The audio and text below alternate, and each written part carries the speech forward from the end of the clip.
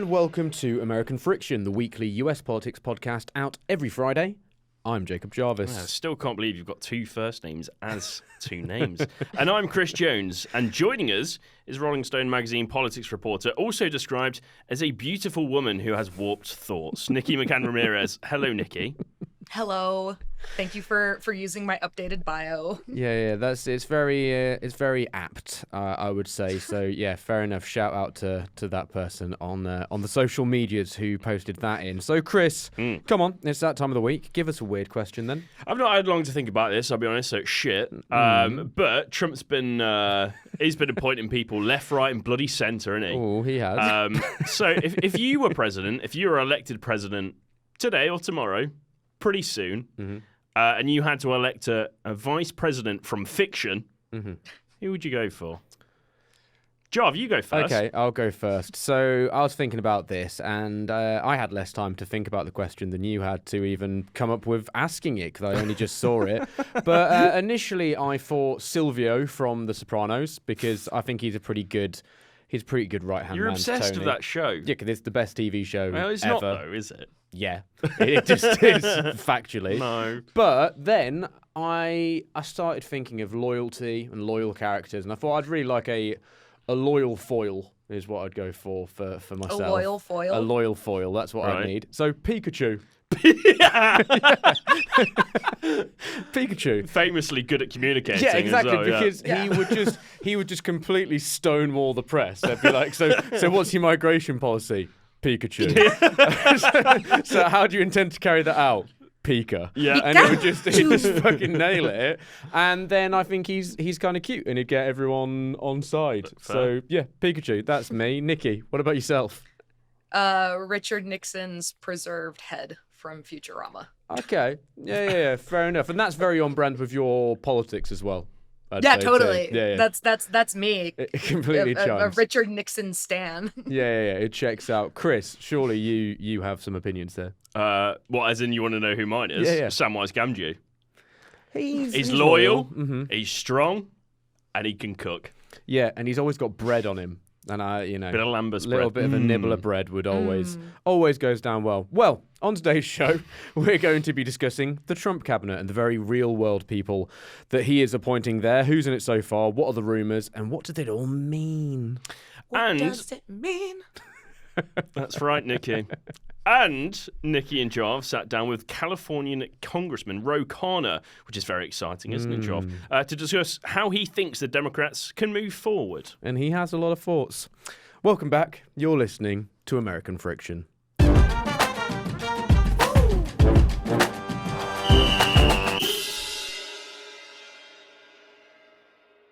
We set up this podcast to follow the election campaign, which is over, sadly. Well, kind of sadly, but Nikki seems slightly less stressed at least, so that's an upside, but still kind of stressed. But anyway, we're not going anywhere. We're going to keep going. We're going to keep having Nikki be stressed out with all the news that's happening. If you want to back us out and, I don't know, buy some tea or a nice hot chocolate for Nikki so she can just chill out at some point, you can support us on Patreon. Go to patreon.com/American Friction. There's a link in the show notes. You get episodes ad-free, bonus content, and you get really the warm feeling of helping us to keep going. And we really need it because I like Chris a lot, but I feel like our friendship does depend on the pod. So, just for that. It's true. For This the is sake an of entirely friendship. pod-based relationship. Yeah, exactly. I've never seen Chris outside of this studio. I don't exist. No, I can't hear him unless it's through Like a wraith. microphone. The wraith, he is. Indeed, right. Nikki. No, a poltergeist. Oh, yeah. Don't bring that back. That'd be quite No, I'm bringing it back.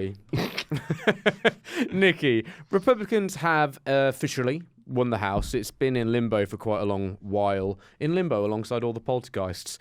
But basically, it's confirmed now, isn't it? It means Trump can do whatever the fuck he wants in a lot of ways, doesn't it, for the next 2 years at least, which, given the cabinet we're about to discuss, it's all a little bit terrifying, isn't it? Yeah, essentially, Republicans have uniparty control of all three branches of government, the executive branch and President Trump, legislative branch in control of the Senate and the House, and the judicial branch because there is a conservative majority in the Supreme Court. So for the next 2 years until the 2026 midterms, when a huge chunk of Congress will be up for re-election, Donald Trump has an essentially unrestricted path, unless Republicans decide otherwise, to enact the MAGA agenda, the like America First policies that he's been spouting for the last couple years. And as we're seeing the cabinet and his executive appointments take shape, it seems abundantly clear that even if he was softening his messaging during the campaign, these people are going to lean into some of the more extremist policies that he's proposing. Well, my first question to you, I'd written sort of a little bit earlier in the week and then have had to adjust it. And I quite naively was going to ask, is the cabinet looking as MAGA as we might have expected, or is there a mix of kind of crazy appointments and a few sensible ones? But that was before Matt Gaetz got named and Tulsi Gabbard and whatever else. It really is about as extreme as anyone could have predicted. I mean, extreme to a point that I think even the people who maybe leant that way weren't quite thinking he'd go this hard. I think initially, when like Marco Rubio was appointed to Secretary of State, people were like, oh, he's appointing neocons. Maybe it's going to be softer than we anticipated. Not in the slightest. The names we have right now really point to Trump rewarding loyalists, rewarding people who have been really gung-ho about the MAGA agenda. I think the clearest indicator we're seeing is around immigration policy. The three kind of major figures that Trump has appointed related to that are Kristi Noem, Secretary of Homeland Security, who we'll be discussing in a little bit, but as head of the DHS, she would be overseeing a lot of immigration policy. We know that she's a hardliner.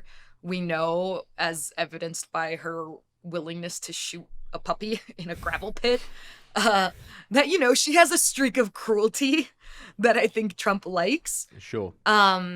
Alongside her overseeing immigration policy will be... Is it Tom Homan? Yeah, Tom Homan, who has been named quote-unquote border czar. It's like a loose position that isn't necessarily a cabinet appointment, but he'll basically be overseeing the plans for mass deportation. Tom Homan was really infamous during the first Trump administration for being sort of the brain behind the family separation policy, which, as you all know, was incredibly controversial, incredibly damaging. We're still seeing the ramifications of. He's now promised to deport entire families in order to just avoid that controversy. And then also the appointment of Stephen Miller as Deputy White House Chief of Staff for Policy. Miller is the architect behind the immigration proposals that Trump has been floating this election cycle. He is the guy talking about building giant detention camps, exploiting laws from the 18th century to deport people without due process.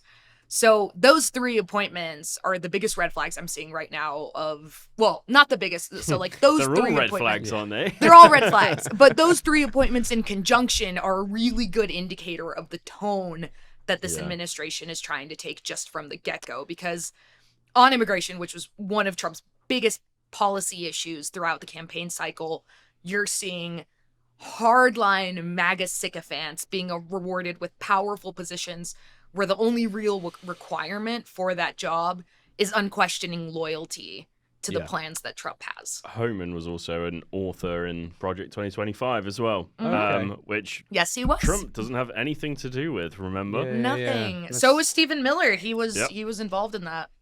Yeah, very strange, because Trump doesn't have anything to do with it. Oh, no, I just said nothing. that, John. Yeah, it doesn't at all. It doesn't.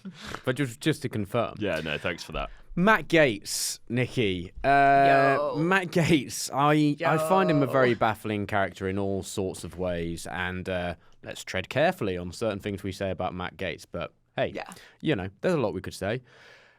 Explain to listeners who he is, keeping it, you know, legal, and just how big his role is going to be as well.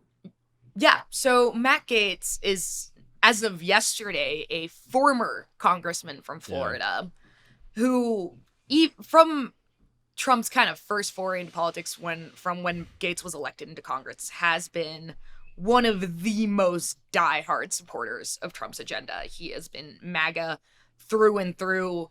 He was heavily involved in sort of the Trump wing of the House's efforts to oust Kevin McCarthy. That was basically his doing. And, you know, as I said, a lot of these appointments are rewards for loyalty. And Gaetz is now being handed, depending on how the confirmation process goes, a position as Attorney General. Gaetz is slated to become the most powerful lawyer in the country. He will be overseeing the legal logistics behind a ton of Trump's platform, including reforms to immigration, Trump's plans to prosecute his political enemies, and exact revenge on all the people who were involved in the criminal cases against him.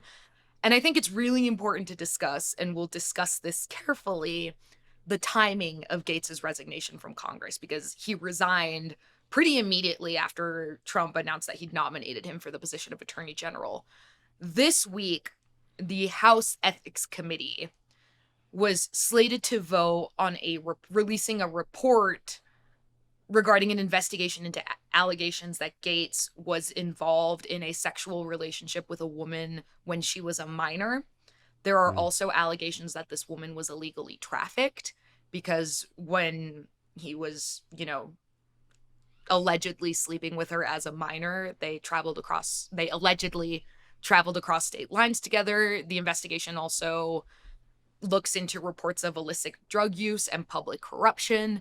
And by resigning, Gaetz essentially strips the ethics committee of the jurisdiction to level any sort of internal punishment within the House should they find him guilty of anything related to that investigation. However, the ethics committee could still theoretically vote to release the report or pass it along to federal prosecutors. The problem there being that now the DOJ will be overseen by Trump administration officials, even if they pass it along to the DOJ. If Gaetz is Attorney General, he would have some oversight over that, like, theoretical case or how those findings are passed along. So again, this is all alleged, but the timing of it is a little suspicious. The attorney representing the woman involved in the case is actually calling on the ethics committee to release the report regardless of Gaetz's resignation. And right before we started recording this podcast, the Miami Herald, I believe, said that they had spoken to sources who said that the report was incredibly damaging. So we'll be looking for news on that. But I think it's really key to remember that Gaetz himself is embroiled with some really gross allegations, and there might still be news coming out of that. What does it mean as well, Nikki, just on the House majority for Republicans too? Because I mean they've won it, but it looked kind of slim. It's very slim. Yeah, losing a representative now. What does that mean? I just don't know what the process is in the US, seeing as he's now resigned. So once again, Republicans are going to have an incredibly slim majority in the House. And one of the problems that's coming up as Trump names all of these appointments is he's selecting a lot of people from the House of Representatives. So essentially, Republicans have raised concerns that removing members of the House of Representatives when the majority is already so slim, triggering special elections, that kind of thing, could harm the majority, because if there's a special election, there's a chance that they lose the seat. If it's under, you know, if it's an appointment-based thing, you know, they could lose seats here. And the majority is already really slim. They don't want to trigger issues of that nature.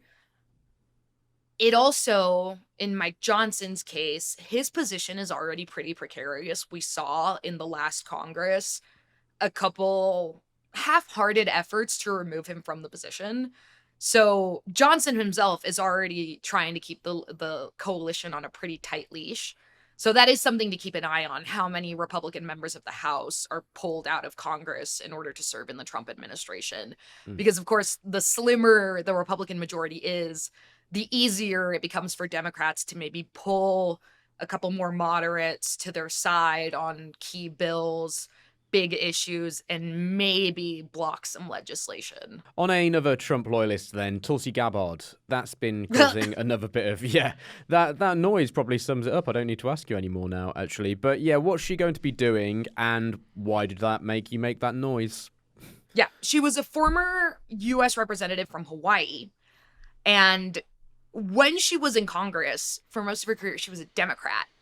And she drew a lot of backlash because she was really publicly sympathetic to Russia and Vladimir Putin in the initial phases of Russia's invasion of Ukraine. She has spread a ton of conspiracy theories, claimed that the U.S. was developing biological weapons in Ukrainian laboratories. And now she's been tapped to serve as director of national intelligence, which for someone who is so sympathetic to a nation that the United States clearly has an adversarial relationship with, to be so conspiratorial about the international work that the United States is doing, the intelligence work, it's a major red flag that this woman is going to be in charge of national intelligence operations. And so, like I said, she was a Democrat, and she, after falling out with the Democratic Party, switched her affiliation to Republican and became a MAGA grifter. She hasn't really done much in the interim from her exit from Congress to now, besides campaign for Trump and act like she's being persecuted for, spreading conspiracies. It's, like I said, it's another example of Trump rewarding people who have been publicly loyal to him, publicly bash Democrats with powerful positions they are not necessarily qualified for. Yeah. Well, I've seen here as well, Russian TV commented on her nomination as intelligence director and framed it as being likely to complicate Washington's relations with Ukraine. And said it does not bode well for Kyiv.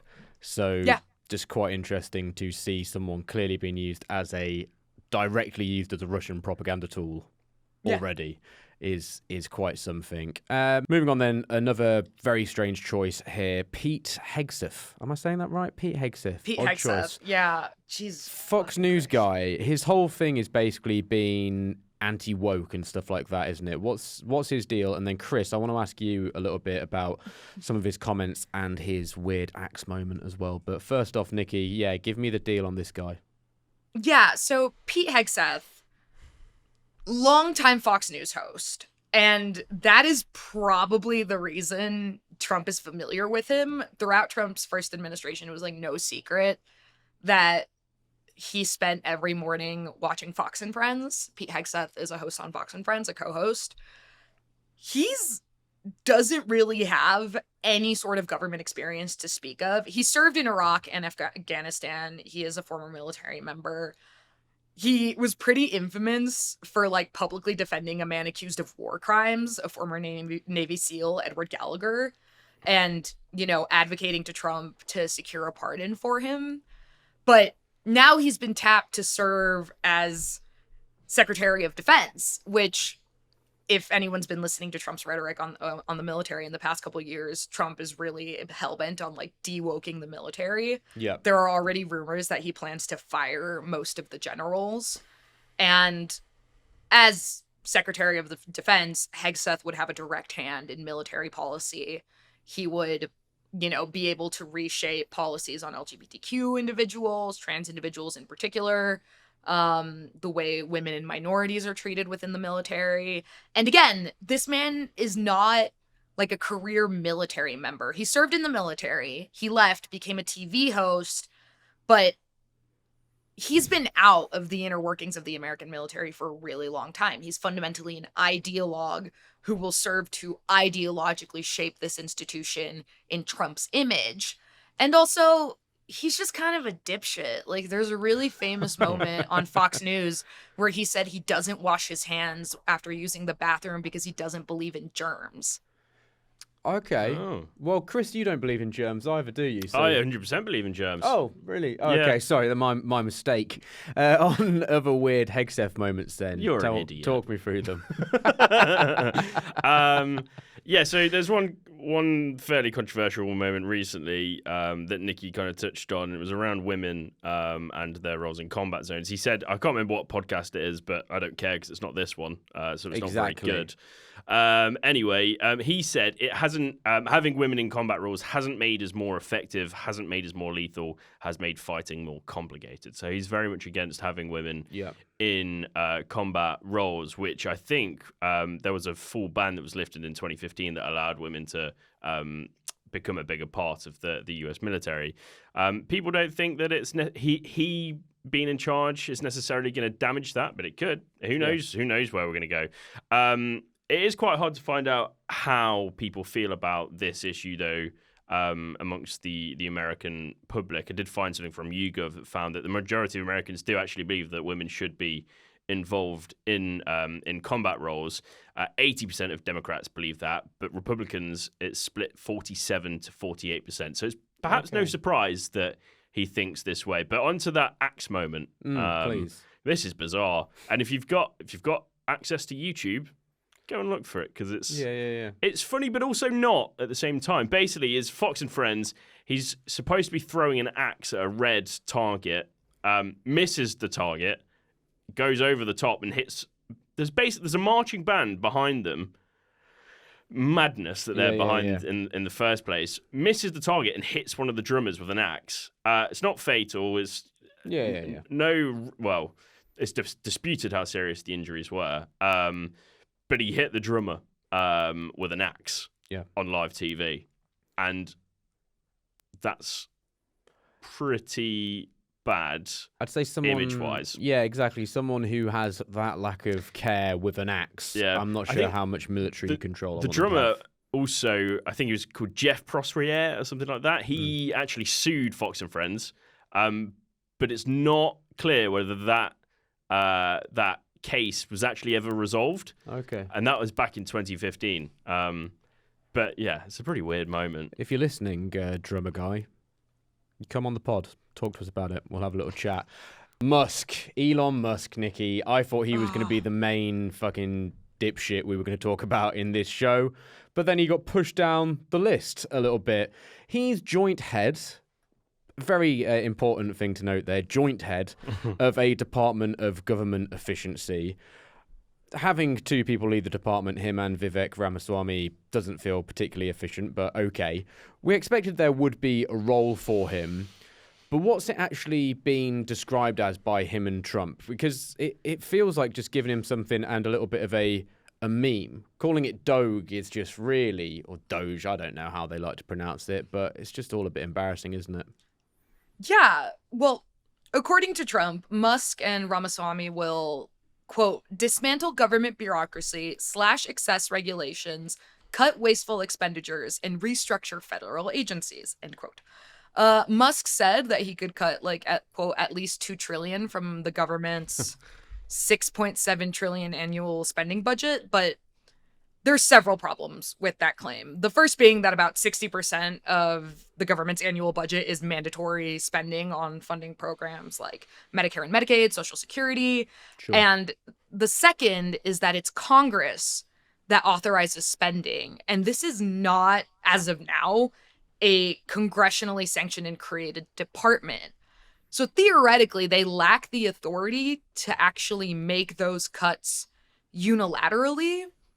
Like you said, already the first inefficiency here is having two guys head the department. But it does feel a little bit like there's an interesting tug of war here happening, because obviously Elon Musk was heavily involved in the Trump campaign, did a lot of work for him in Pennsylvania and some of the other swing states, spent a ton of money on getting Trump elected, and he's coming to collect his rewards. Not only is he becoming the head of this Doge department, but he's also been heavily involved in phone calls between Trump and world leaders. I think he was on a phone call with Zelensky. He was on a phone call with Trump and the president of Turkey. This week, he was supposed to meet with Argentinian President Javier Milei alongside Trump. The issue here, well, before I get into the issue, he's also apparently just been shadowing Trump everywhere, spending a ton of time at Mar-a-Lago. literally just like barnacled onto Trump. And we're already seeing reports, sources say reports from people, anonymous people in Trump's inner circle who are saying that like Musk is getting too big for his britches, that he's basically going around acting like he's co-president. Historically, from the first Trump administration, from everything we've seen in the interim between his two administrations, Trump doesn't like having people around him who think they are bigger than him and who very obviously think that they can influence him. The way to be successful in Trump's circle historically is to keep a low profile and operate in the background. So we're already seeing some knives out from Musk. And there is a possibility that this is kind of a way, depending on how much power they give him, because again, this organization, Doge, hasn't been congressionally sanctioned. It's not clear how much power they actually have. There could be a chance that this is a way to like give Musk an important sounding title and sideline him a little bit. But I don't think it's clear yet how much influence he's going to have and how the relationship with Trump is going to develop, because before, this election, Trump and Musk didn't really get along. I think Trump called him an idiot several times and made fun of him for basically like coming to the White House and begging him for subsidies. Well, he said he could make him get down on his knee and beg, essentially, didn't he, before? Yeah. So it seems like the relationship is in a good place right now, but there's also a chance that that Musk doesn't fully understand the politics of Trump world, and that could hurt him in the long run. Well, I've also seen on the Department of Government Efficiency that it sounds like it'll be a really great place to work. If anyone wants to apply there, they posted on X. We are very grateful to the thousands of Americans who have expressed interest in helping us at Doge. I don't care. Doge. We don't need more part-time idea generators. We need super high IQ small government revolutionaries willing to work 80 plus hours per week on unglamorous cost cutting. If that's you... 80 plus hours a week. Yeah, for sure. And if that's you, DM this account with your CV. Elon and Vivek will review the top 1% of applicants. So yeah, great place to work. In a 5-day work week, that's 16 hours a day. Yeah. Well, you've got to really want it. You got to really want that job. I don't want it. I'm sure the chance to hang out with Elon, a lot of people want for whatever strange reason that might be. Chris, so in terms of the cutting side of it as well, it's simply, as Nikki mentioned, there is one issue in terms of the departmental structure. It's not really formally a department and what sort of actual power and reach they have. But simply, it's not going to be as simple to save that sort of money as Musk is talking about, is it? Well, this isn't the first time that we've seen a president try to run the government like a business. We saw it in 1905, Teddy Roosevelt with the Keep Commission. That didn't really work. And then more recently, Ronald Reagan in 1982 when he set up the Grace Commission. Now, that was a collection of lots of business brains essentially coming together to help reduce the budget deficit. And they put around about 2,500 recommendations to Reagan. And not a lot of those recommendations actually even made it to Congress. But those recommendations were made on the basis that they would eliminate inefficiency. Sound familiar? And their aim was to cut $484 billion from the budget deficit. And actually what they achieved was about $98 billion. So not a great deal of success there. Well, that's another actually quite frustrating thing about this, though, too, isn't it? Is that it is an important issue for members of the American public. Yeah, it is. Yeah. According to YouGov, that's certainly the case. Anyway, over 50% either have a bad view of government efficiency or just don't know. But it's important to look at the reason as to why Americans might think that. And I looked at Pew Research, and they have 3 key statements that might lead us to understand that figure a little bit better. The first statement is Republicans and Democrats are more focused on fighting each other than on solving problems. 86% said that was a good description. The cost of political campaigns make it hard for good people to run for office. 85% of people agreed with that. And special interest groups and lobbyists have too much say in what happens in politics. 84% agree that that's a good description as well. And yet here we are talking about Trump's latest, I guess, lobbyist group. Yeah. And his desire to keep fighting with Democrats, I'm sure, Exactly. as well. One, maybe, I don't know if this is actually a silver lining or a reason for a little bit of hope, Chris, but is that probably it's unlikely many of these people will last very long in their jobs, is it? That is one slight hope. The first administration had quite the turnover rate, didn't it? Yeah, well, when you look at the data of this, I looked at Brookings Institute and some of the data that they've pulled out of historical turnover from presidential administrations going right back to the 80s. And first, it's important to say that there is a high amount of turnover in most administrations. It normally ranges from about 60 to 80, though. 60% to 80% turnover over the 4 years, so in total. Trump's came out at 92% in his first administration, which is, pretty big. And then to go into the weeds a little bit more, Brookings says that 45% of President Trump's A-team departures have undergone serial turnover as of 2021. So that means more than 2 people have held the same position during his administration, basically loads of resignations. But then if you actually look at his cabinet, his total turnover was almost double the second largest, which was Bush between 89 and 93. He had a turnover of 8 in his cabinet. Trump's was 14, with only one of those 14 having left office because of a promotion. And can you guess who that might be? Who was that? Oh, no idea. It was John F. Kelly, who has since described Trump as a fascist. That's right. Yeah. Works out well. Yeah. It works out really well. I do have a bigger worry here, though, in that I really hope that not everyone he fires launches a podcast. I know, because we don't need that. We don't need the competition. Could collab, though. Yeah, we could collab. Marjorie Taylor Greene on the pod. Yeah. Absolutely exactly. not. We can get the new mooch. The new on mooch. The pod. Yeah, whoever the new mooch is can Marjorie come on. Taylor Mooch. Yeah.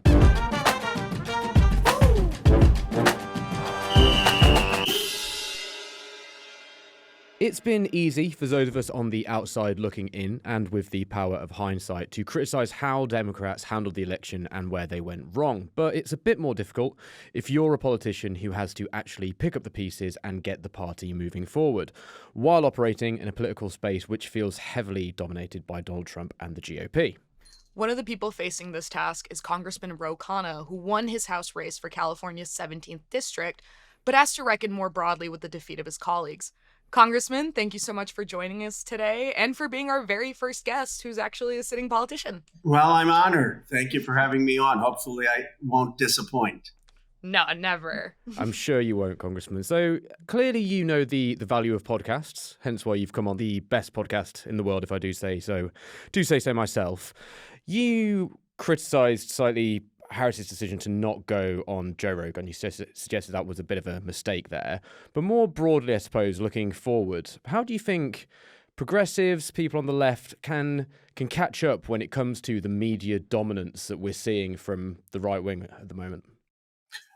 Well, my comments weren't simply about Rogan, though I think she should have gone on, but more that we have to be very aggressive and visible in the spaces of podcasts. Look, when I go on Face the Nation, which I was just on Sunday, great show, but I get 30 seconds to answer or a minute to answer. When you're on a podcast, if someone takes the time to listen to a half hour or 45 minutes, or in Rogan's case, 3 hours, they get a much better sense of who you are, where you're coming from. So it's just a new medium that gives people familiarity. And I think that the Democrats going on these spaces also counters this narrative that somehow our party is afraid of free speech or afraid of getting in the rough and tumble of ideas. It shows that we're open to listening to diverse perspectives and engaging in a healthy conversation. So the good news is it's easily fixable. We just need many people over the next year to get out on new media, on podcasts, and be visible there. Do you think it's a space for opportunity then, making it a positive case for it? Because sometimes liberal ideas, they obviously require more nuance than some of Donald Trump's ideas or things he says. So realistically, it should be a space that you feel more comfortable in than people on the right wing? It should be somewhere where you can really take that opportunity and grow the discussion in the coming months. Absolutely. And, the politics has changed in a fundamental way. It used to be that if you made one gaffe, you said one thing incorrectly, it could be on the nightly news, it would dominate. And politicians were very risk averse from making statements, from putting out ideas because of the consequences of a negative reaction. Now, I think, the news cycle moves so fast. We saw this with J.D. Vance. I mean, he made an atrocious comment about cat ladies. I still think it has resonance, but then he kept doing interviews after interview after interview to try to move beyond it. And I just think being out there, having interviews, and not worrying if you have a couple gaffes is a better way of relating with people than being so careful not to make a mistake. On a big question before we get into some more specifics, I suppose, just generally, how are you feeling at the moment? And how does it feel in your district as well? Sort of politics around Silicon Valley at the moment does feel a little bit confusing in that sort of part of the world looking from afar. So, yeah, how are you feeling? Well, I wouldn't be honest if I didn't say it was a tough week. I mean, we not only lost, but we lost with a more decisive margin than I expected. I thought we would win the House. I thought we'd win at least a few battleground states. I thought we'd win the popular vote. Now, it's still within 2 points in all these states, so we shouldn't overread the result. But it was clearly worse than I expected, than many of my colleagues expected, and it was a tough week. In some sense, the parallel that I draw of what's going on with Silicon Valley is what happened in this country between the 1870s and 1900s, when you had the railroad, when you had the electricity. Some call them robber barons, other people call them America's industrialists. They were building a lot of wealth, but the wealth was very concentrated, and there was a lot of political corruption. Now, the good news from someone from my vantage point is it was followed by a huge progressive movement. I think that will happen. There has to be a course correction for the economic struggles of 60% of Americans who aren't being included. What I don't know is when that's going to happen. I hope sooner rather than later. I'd love to dive into that sort of economic dissatisfaction that seems to be the story of this election. There's a lot of blame being thrown around at the moment. A lot of it feels really unproductive. But are there specific errors in the economic messaging of Democrats this election cycle that you think really exacerbated this problem, really kind of led to that false sense of security, or even that sense that, if we lose, it wouldn't be this bad? Well, I would say let's take it going forward. The first thing the party needs to do is speak to the fact that it's not just the working class, but about 60 to 70% of Americans feel that they're economically struggling.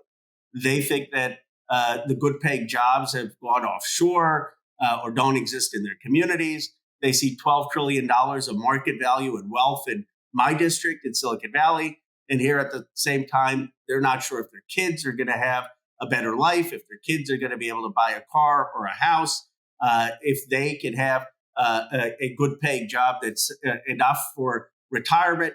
And I don't think we spend enough time for saying, we hear you, we see you. It's not just that your price of groceries are too high. It's that for the last 50 years, because of the policies of both parties, you've been shafted. You've had industries leave. You've had towns hollowed out.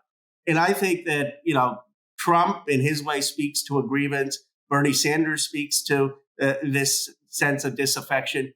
Bernie Sanders offers a more aspirational vision, but all Democrats, regardless of where you are on the political spectrum, should start out by acknowledging what's happened, acknowledging both parties have things to blame, NAFTA being something that Democrats passed too, and then saying, okay, now here's what we're going to do. In my view, it has to be a massive reindustrialization in places that have been left out, factory towns. We can use robotics, AI, federal financing. There has to be a massive apprenticeship program. We need to bring the new technology jobs to places outside just the coast. Then we can discuss what the future agenda should be. But it should start with an acknowledgement of the pain and the sense of justified anger. And just to kind of narrow it down a bit, Look, Democrats have lost the Senate. It looks quite possible that Republicans will keep their majority in the House. Republicans will effectively have unified control of all three branches of government, with, the conservative takeover of the Supreme Court being a consideration.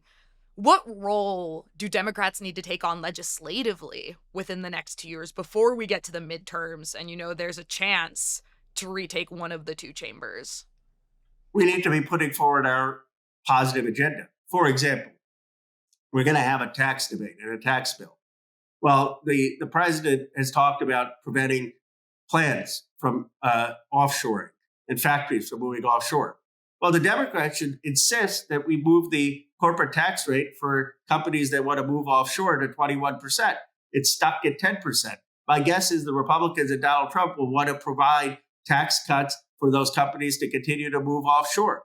We should be clear that we're the party that actually is going to keep these factories in the United States. We should be monitoring from this day, and I'm going to try to have someone on my team do it, every plant in America that is closing or moving, and pointing that out, and pointing out what we would have done to keep it in the United States.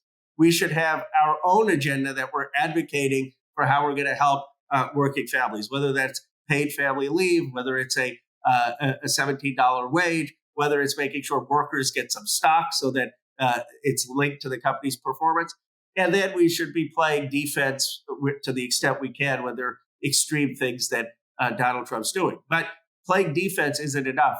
This should be the beginning of the construction of a positive agenda that convinces Americans that Democrats are better for building new industry and new good jobs in their communities and better for the working class. With that positive side of things, I suppose, looking at a lot of the discussions around what went wrong, and as I said, there's so much going now over looking backwards at the moment. When it comes to looking forward as well and being positive, do you think there's a concern and an issue in making sure you don't throw the baby out with the bathwater? There were good things Democrats have done. There were good things from the former presidency, the presidency of Joe Biden and all that sort of thing. Do you think when it comes to looking forward, you have to also make sure Democrats can be bold in saying, well, no, we did do a lot of stuff well. Like, things didn't go well for us the election, but we have to be positive about certain things. And there were certain platforms we ran on that didn't succeed electorally, but we have to stick by.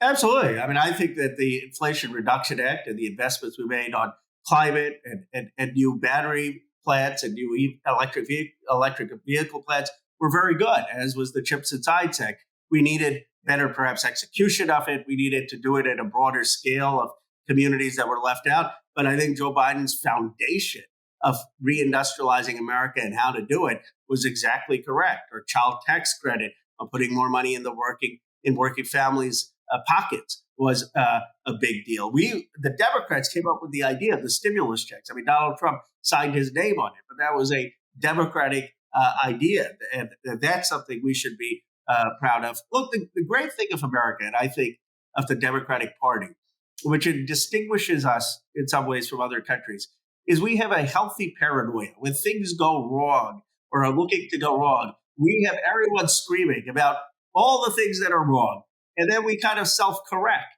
and we take what we've done, but we self-correct. And so I don't mind the bedwetting and the criticism. I remember when people said, oh, America is not going to dominate the next economy. It's going to be Germany and Japan. And that was healthy. It kind of spurred us to do better. And so my hope is that that's what will happen with the Democratic Party. So another story that seems to be coming out of this election is ticket splitters, people who are voting Democrat at the local and state level, but Republican on the presidential ticket. We saw several Democrats in New York nab key House races away from the GOP that needed to be retaken, even if Democrats don't manage to win a majority in the House. What are you seeing from these candidates that they're doing correctly? What do you think other progressive and Democratic candidates need to be advocating for on a local level that is causing that sort of schism between the national vote and the sort of down ballot vote?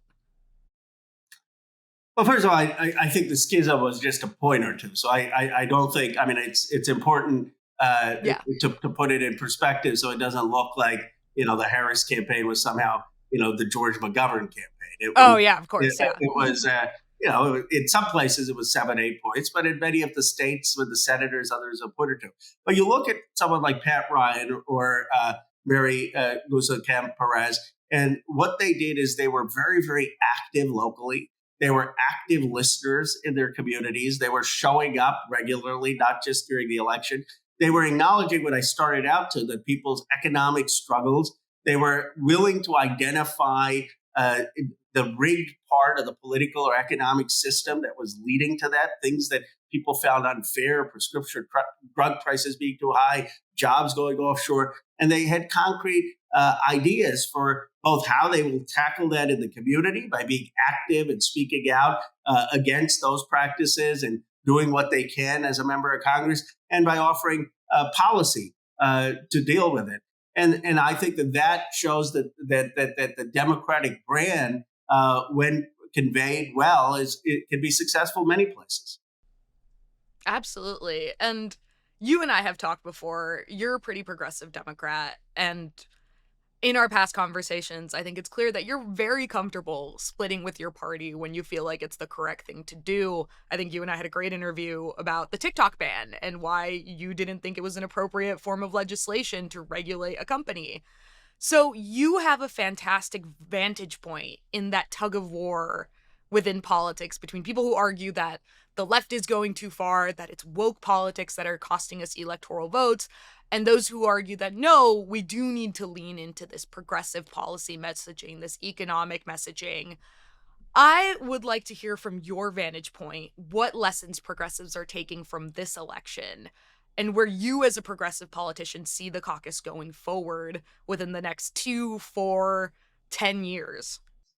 Well, I'm really struck by this sort of criticism of woke politics. And I guess I wonder what people mean, because if they mean we should abandon our principles and not stand up for trans rights, I don't think I recommend that to anyone going into politics to say, okay, I morally believe something, and because the polls may show it's a 30-70 issue, suddenly I'm not going to advocate for that, even though I think that that's right to treat everyone with equal dignity in the United States, regardless of their gender identity.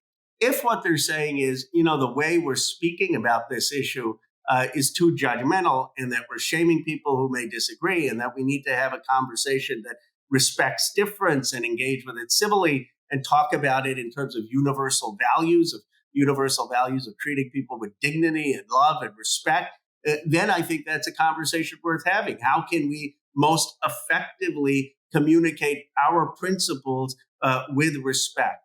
And so, I don't believe that this party should compromise its views that we want to become a multiracial democracy with equality and dignity for every person, including groups that traditionally have been marginalized or discriminated against. But I think that our party needs to speak about that in ways that are respectful, civil, aspirational, and we can. With the Trump administration, looking from afar, and the narrative around it in the UK has been very, I don't know, it's like looking on and things are on fire. People have been very hyperbolic at how extremely terrible it all is. But you are going to have to, over the next few years, obviously work with some Republicans. Mike Waltz, for example, is someone who he's been appointed national security advisor to Trump, or has been tipped to be at least. And he's someone you have been complimentary of in the past. To reassure some listeners, are there going to be some people who are going to be forming the team around Trump that you do think you're going to be able to communicate with, and you do think there are maybe some people with talent and integrity you feel like you'll be able to work with going forward? I'm reminded of a conversation I once had with Tony Blair when Trump was elected the first time, where he said, "Bro, well, you elected Trump, but at least you didn't commit national suicide with voting for Brexit." So that was Blair, not me.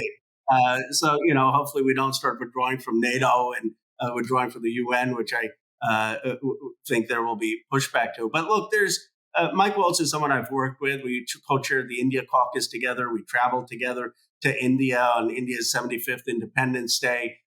We're on the Armed Services Committee together. We have differences of opinion, but he's always been honest and straightforward in my interactions with him. And he's someone that I will work with. I mean, I will work with the administration where I can find any common ground or any person who's willing to engage in good faith. On a side note on that, I suppose Elon Musk, he's obviously someone that you are geographically close to and we've had interactions with. He's a particular point of focus with all sorts of media coverage. What are your thoughts around the notion of him having some place in this administration and the impact he will have? I don't know, speaking about it in a measured way, because again, he is someone that, because of a lot of the free speech culture war side of things, I don't think he really gets discussed very rationally. So rationally, what do you make of that? It depends what he does. If he's there and has some influence to try to convince the president that we should have electric vehicles and there should be a challenge, that the climate crisis is real, which I know he believes, that could be positive. If he's there just to dismantle agencies without consideration of the impact on communities, that could be very, very negative. So, it depends on what role he ends up playing. And he has multiple sides to his personality. Very polite way to describe Elon Musk there. On to the rebuilding side for the Democrats as well. A lot of talk has been around messaging and things to do. But where do you see there being a talent base as well in terms of building up new voices within the party? And potentially some voices might need sidelining, if I were to be quite polite as well. Well, look, I'm biased. I think we've got a great progressive caucus in the House, a lot of dynamic new members of that caucus: Greg Kazar, Jasmine Crockett, Delia Ramirez, Maxwell Frost, AOC, of course. I mean, they're Joe Neguse. There are dozens of names of a new talent in the House. And look to Trump, where he's appointing all these people like Michael Waltz. He's going to the House Republicans, Elise Stefanik. I think there's the similar type of new generational energy in the House of Representatives. Of course, we've got some great governors, Governor Shapiro and Whitmer, my own Governor Newsom and Wes Moore. So I think the bench of the party is very deep. And it's time now for that new generation to emerge. And my hope is that new generation emerges organically. In other words, we don't need party grand poobah saying, okay, I'm going to anoint this person to give the State of the Union response, or just let it be something where people have to earn votes and work to build movement, and not some kind of DC hierarchy handing out speaking slots and passes because of their own clique. That needs to be destroyed, and I think that has been, and there's going to be new people who emerge. Congressman, then finally, I suppose, you personally, right now, you've got to go back and start getting things done. What's your game plan over the coming days, weeks, and months looking forward? Well, the first is to help. There's still races in California that haven't been called, and we want to make sure every vote gets counted. And I'm actually optimistic we could pick up 4 seats in California. Then I'm going to get with colleagues of mine, people I really respect, like Jake Auchincloss, Joe Neguse, and others, to say, how do we start to build an economic vision for this party coming out of the House of Representatives? What leadership can we provide, intellectual leadership for our party? And then I'm going to be focused on the midterms, on how do we win back these seats? I mean, Elon Musk is already, unfortunately, focused on the midterms. He just tweeted out today that he's got a pack that's going to continue in the competitive races. So there's no rest for the weary. And then with the Trump administration, I think it is to take it day by day, to oppose strongly where they overreach, and they will, and where they violate the fundamental sense of decency, but not to just be a blanket oppositional party, because that looks tone deaf to a country that has just elected a new president, and saying, if there are areas where we can make progress for people who are struggling, the Democrats will look to do that. Congressman, thank you so much for your time today. Thank you. Appreciate it. Thank you so much, Congressman. Always a pleasure. Always great.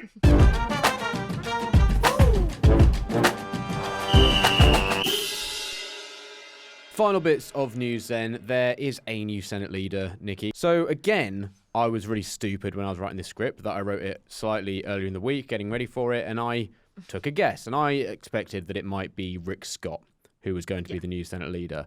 But it's not. It's John Thune, or John Thune. Again, pronunciation is not my strong suit. Correct me here. And tell me a little bit about him. Yeah, so John Thune has been Mitch McConnell's second in command as the GOP Senate whip since 2019. He's a longtime member of Congress. He's a former lobbyist and has been seen as an ally of corporate interests in the Senate for much of his career, very similar to Mitch McConnell. One of the recent standouts is that he blocked railroad safety reforms after the 2023 train derailment in East Palestine, Ohio. Of the three candidates vying to replace McConnell, Thune was very clearly not the most MAGA aligned. He was close to Mitch McConnell. McConnell and Trump have hated each other for years now. Thune didn't endorse Trump in the primaries, and it was very clear that Trump's really prominent allies, including Elon Musk, Donald Trump Jr., didn't want him to win this role. Yeah. Rick Scott, very clearly the MAGA favorite. He was actually eliminated in the first vote.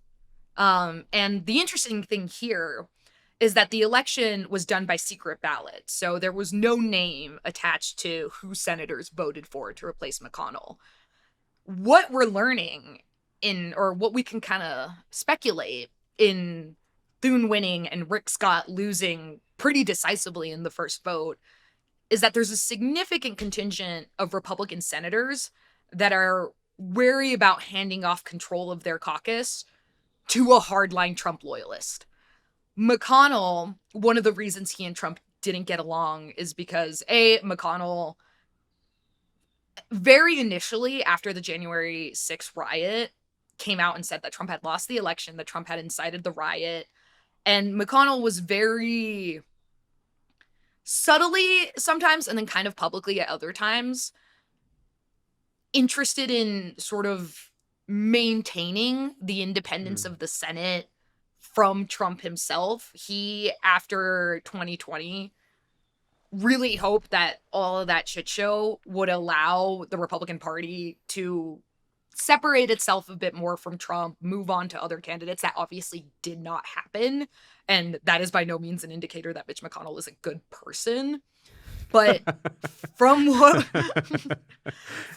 what we learned in this vote and how this vote went down, it does seem that a lot of senators are still kind of wary of having the caucus be fully dominated by a MAGA-aligned leadership.